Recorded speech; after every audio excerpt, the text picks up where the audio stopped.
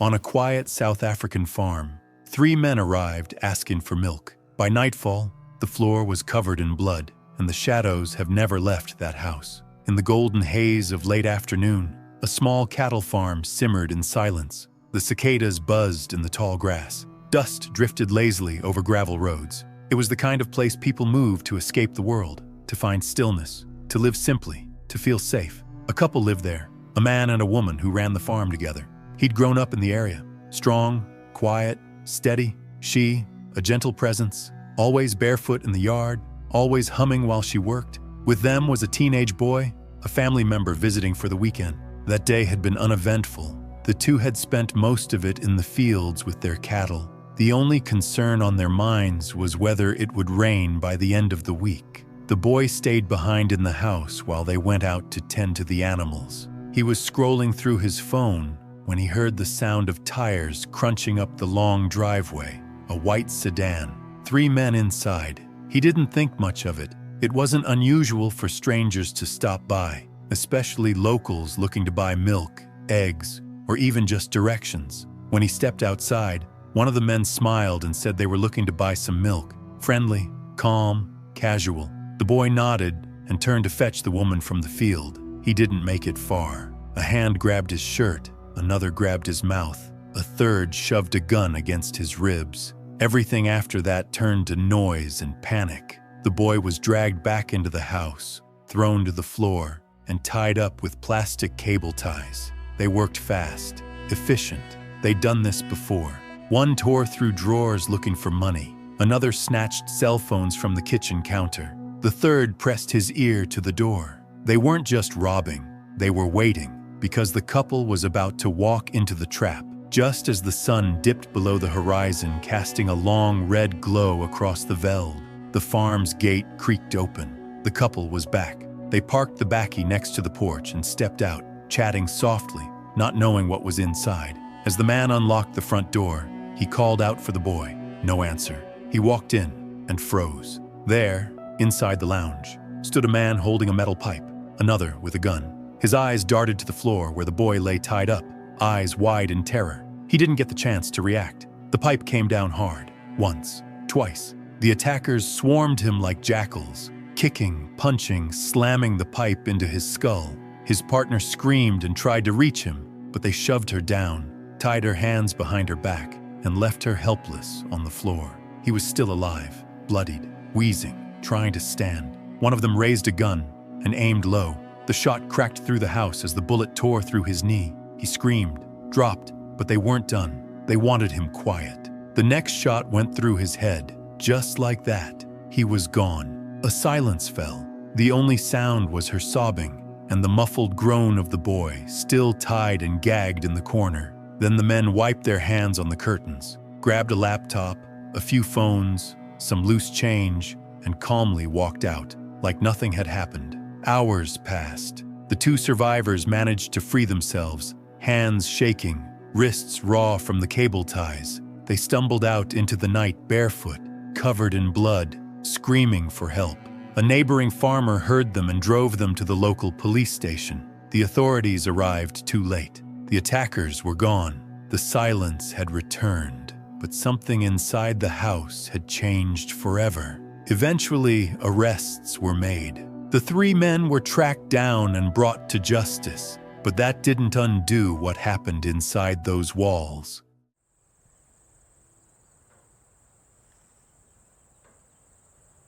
They said he was the kind of guy who left his boots by the door and his heart in the field. He worked the land like it belonged to him, not in paper, but in blood, sweat, and memory. That evening, he sat with friends at the main house. There was laughter, meat sizzling over open flame, and the kind of easy conversation that only happens far away from city noise. When the night ended, he walked back alone, heading to his room on the other side of the farm. But by sunrise, something was wrong. His vehicle was gone, his bed untouched. Calls to his phone went straight to voicemail. They searched for him, calling out his name across the dry fields. And then they found him, tied to a fence post, his body brutalized beyond recognition.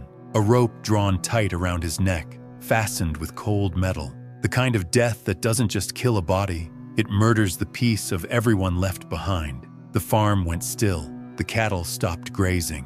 No one spoke above a whisper. Something had come onto that land, something cruel, and it had left its mark. Authorities arrived quickly. Evidence was scattered across the area. His vehicle had been abandoned nearby, smeared with blood that wasn't his alone. A knife, soaked and forgotten, was found in the grass. Soon, 2 men were arrested. They were brought in quietly, too quietly. They claimed it was about money, a fight gone too far. But their story shifted with the wind. What they wore the night before was stained with more than just regret. Word of the killing spread, and with it came a fury no one could control. A crowd gathered when the suspects appeared in court. A crowd that grew into a mob. They chanted, shouted, pushed past barriers. One of the police vehicles was overturned and set on fire, not out of protest, but out of pure rage. This wasn't just about a murder. It was about fear, about something deeper that had been growing under the surface of rural life for years. And now it had a face. But in the quiet that followed, the legal case began to unravel. Witnesses grew silent. Forensics failed to connect the dots. Alibis changed. Confessions were withdrawn. Each new day brought more doubt than clarity. And then just like that, the case was closed. Not because justice was served, but because the court said there simply wasn't enough to prove who did what or why. This story doesn't end with justice. It doesn't end with peace. It just ends, like so many others, with blood in the soil and questions in the wind. He came home late that afternoon, a man used to being in control. On that remote farm, far from cities or neighbors, he was known for running things his way. To some, he was a relic of the past. To others, a symbol of resistance. Either way, he had made enemies, not always loudly, but over time. He wasn't expecting visitors, but 2 of the workers who'd been with him for months showed up unannounced. They were young, one of them barely out of his teens. They said nothing at first. They didn't need to. For weeks, maybe longer, they'd waited for wages that never came. Promises had been made, excuses repeated, and as each day passed, resentment simmered. That afternoon, it boiled over. They followed him inside. What happened next took only minutes. He was in his bedroom when it began. The men grabbed a metal pipe. The attack was quick, but not clean. He fought back, but there were 2 of them, and only one of him. He didn't stand a chance. When the body was found that evening, the scene was horrifying. The old man lay on his back on the bed, barely recognizable. His face and chest had taken most of the blows. There were injuries from head to toe, 28 in total. The cause of death was clear, blunt force trauma. But one disturbing detail stood out. His pants had been pulled down. It was never explained. And though wild rumors of sexual humiliation swirled immediately, the court would later dismiss them. Still, the image stuck. The very same night, the 2 attackers handed themselves in at a local police station. They didn't deny it. In fact, they confessed. The older one said it plainly, "We had enough." At trial, their defense tried to argue self-defense. The judge didn't buy it. This wasn't sudden. It was planned and personal. The older man was convicted of murder. The younger one, just a boy at the time, was found guilty of housebreaking, but not of killing.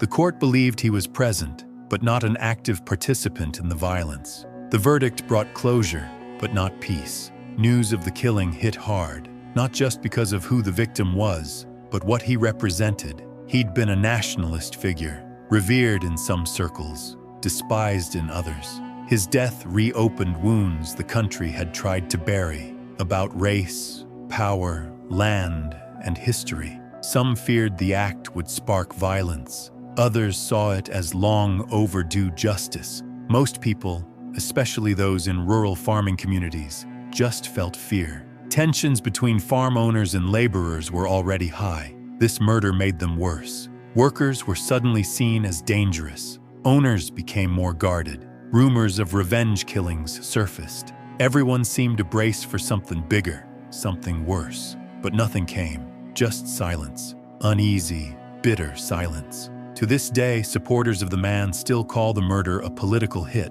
Others insist it was never about ideology, just two men pushed too far for too long, with nothing left to lose. What remains is a single, terrible truth. A man was beaten to death in his own home, not by strangers, but by people who worked alongside him every day. And the country he left behind still doesn't know how to make sense of it.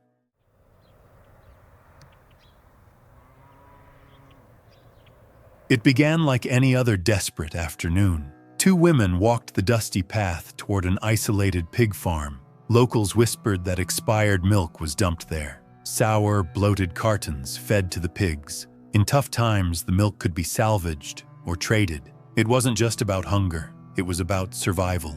They crept past the outer fence. No signs, no warnings, just the grunts of pigs and the soft rustle of dry leaves in the veld. Then, movement. Figures emerged from the farmhouse. 3 men, rifles in hand. The women froze. What started as foraging twisted into a nightmare. The confrontation was fast, brutal, and without mercy. Shots cracked across the open land, sending birds screaming into the sky. Their bodies didn't fall far from the pen. Investigators would later find them discarded in a pit, dumped like meat, left to rot alongside squealing pigs. Not buried, not hidden, just thrown. The stench brought the first clue. Neighbors reported a foul, rotting odor. Then came a husband, limping along a rural road, wounded, bleeding, barely alive. His story was fragmented. A burst of gunfire, a struggle, darkness. He had crawled through the dust, inch by inch, to raise the alarm.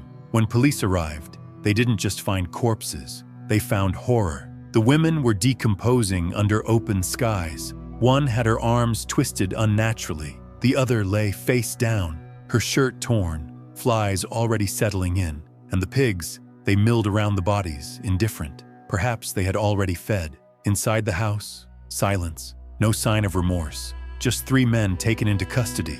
Cold faces, blank stares. News spread like wildfire. Crowds gathered at the courthouse. Signs rose above the anger. No bail. Justice for the innocent. The nation was horrified, not just by the killings, but by the way the victims were treated, like their lives were worth less than feed. Human rights organizations condemned the crime. Candlelight vigils flickered in nearby townships. On social media, old photos of the 2 women, smiling, alive, resurfaced, innocence shattered.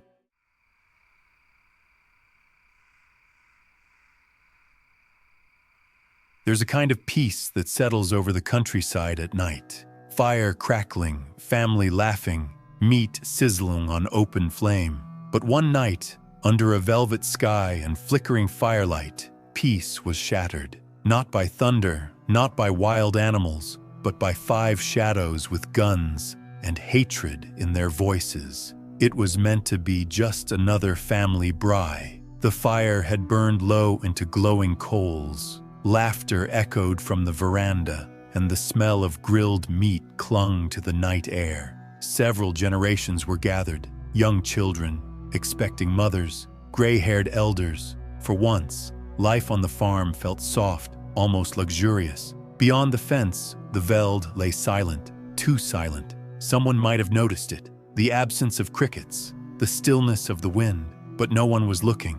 Their backs were to the dark, and then, without warning, they came. 5 men burst from the bush, rifles raised. Their boots crushed dry earth. Their eyes blazed. Screams tore through the air. One shouted for everyone to get down. Another stomped toward the fire and kicked over the grill, sending sparks into the night. The family dropped where they stood. Grandparents, children, a young woman heavy with child. The men shouted in rage, forcing them onto their stomachs, tying their hands and feet with wire and cord. One by one, no mercy. "Where's the money?" they growled. "Where's the safe?" When no answer came quickly enough, drawers were ripped open, cupboards were emptied. Someone overturned a table. A child whimpered. One of the attackers pressed a gun to her neck and said, "Quiet, or you die next." The family lay frozen. Not one could move.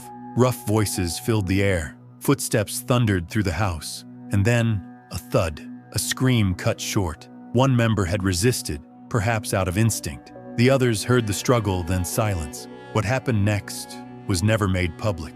1 hour passed like a lifetime. The men eventually found some cash, maybe not much, not enough to justify what they did, and then they disappeared into the night, leaving behind smoke, broken furniture, and blood in the dust. No arrests came that night, or the next. Police arrived, but the silence was already sinking into the walls. The family didn't speak publicly, not about the injuries, not about the bruises, the welts, or the dreams, but those close to them said the children stopped sleeping. The mother-to-be barely spoke for days. Neighbors nearby bolted their doors. In whispers, they warned each other. If even a family braai can become a battlefield, what safety do we have left?